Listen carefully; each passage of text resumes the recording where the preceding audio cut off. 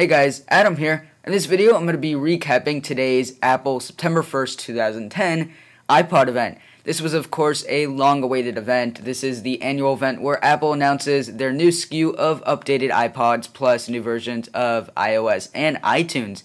This year, they updated their new iPod Touch, Ipod Nano, Ipod Shuffle, Apple TV, plus, of course, they announced a new version of iOS 4.1, and they even talked about iOS 4.2, plus Apple actually announced a new version of iTunes 10. So I'm going to be talking about all that in this video, and first off, let me cover the biggest change to all the new products out there. This is the new Ipod Nano. The Ipod Nano was basically crushed and restarted from scratch. It's completely changed. It now has a small multi-touch touchscreen and is about the size of an actual Ipod Shuffle.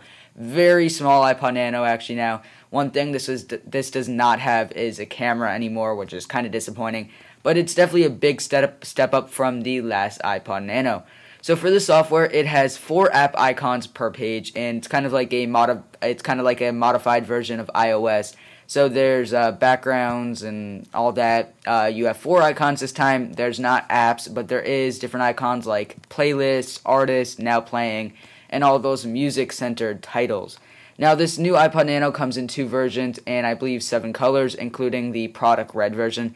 There's actually an 8GB model, 16GB, and yeah.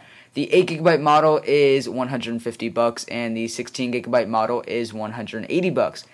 A little bit more expensive than I had wished, but at least the price didn't raise from the last model, which unfortunately did happen to the iPod Touch 4th generation, which let me go into now. This new iPod Touch 4th generation is a huge step up from the 3rd generation once again. Basically everything we thought was going to be coming to this iPod Touch is there. It's basically now a complete iPhone minus the phone and the 3G. It has the Retina display, the Apple A4 chip, a front-facing camera, even a back-facing camera, which some people didn't think was coming. It's capable of recording 720p video.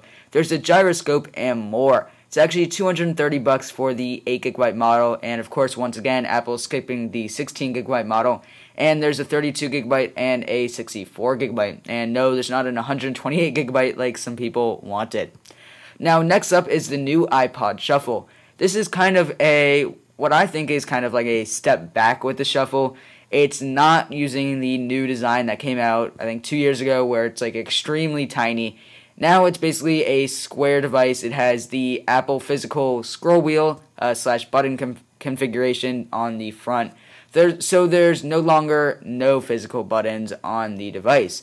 There's voiceover. There's actually a physical key on the top for that.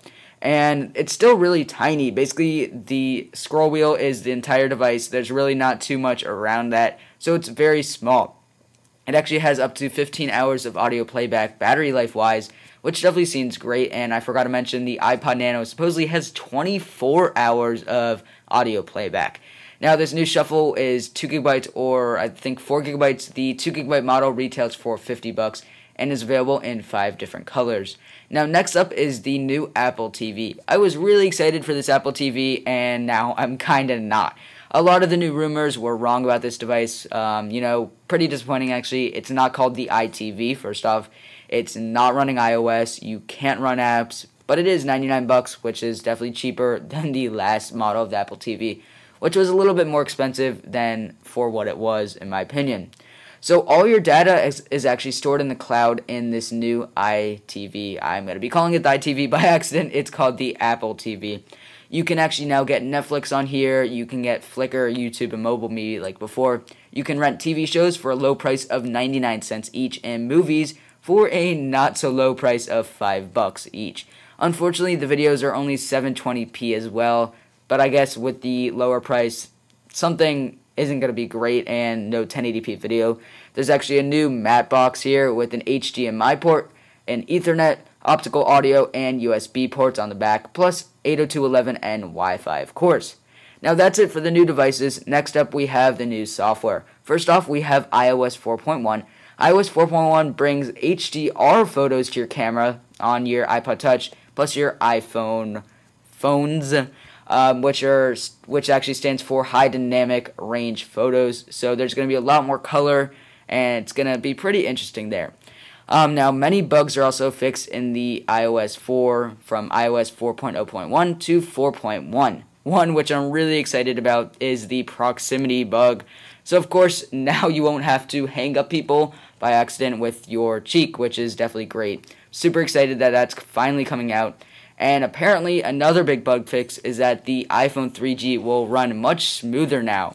Now, there's also HD video upload over Wi-Fi, there's TV show rentals, and there's Game Center. We also have news about iOS 4.2, which Apple briefly talked about. Basically, iOS 4.2 is where iOS is coming to the iPad. Very disappointing that we're actually going to have to wait till November for this. But there is a pretty cool new feature, and it's something called AirTunes, where you can stream music and video to your iOS device over Wi-Fi. Now, finally, the last new update to the Apple product line / software line is a new version of iTunes. This is, of course, iTunes 10. So with a decade of iTunes, Apple redesigned the logo completely. They threw away the CD in the background, and now they have a more generic circle with a little music note on it. It looks decent. I definitely do like the old icon a little bit better, but, Apple doesn't care about my opinion. Anyways, the newest feature in iTunes 10 is that there's actually now Apple's new Ping social network built in.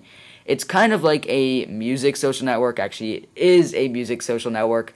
It's focused completely around music, so you can make an account, share and comment on different songs, music videos. You can say what concert you're going to, talk about other people with concert listings, and more. You can actually download iTunes 10 right now at apple.com/iTunes. There we go, guys. That's basically it for everything announced at the event today. Make sure to leave your thoughts below on all the new devices, plus software. Thanks a lot for watching.